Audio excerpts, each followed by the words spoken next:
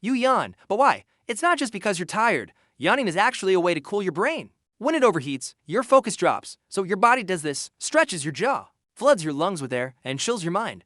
But why do we get bored? Well, it's not boredom that makes us yawn. It's survival. Our ancestors yawned to regulate their body temperature, and we've been doing it ever since. In fact, yawning is contagious because our brains are wired to mimic the actions of others. So, when you see someone else yawn, your brain tells your body to do the same. And that's why yawning is more common in warmer climates. Our brains need to stay cool to function properly. And if we can't do that, we become less focused, which can be a problem if you're trying to learn something new or solve a difficult problem. So the next time you feel the urge to yawn, don't fight it. Just let it happen. Your brain will thank you.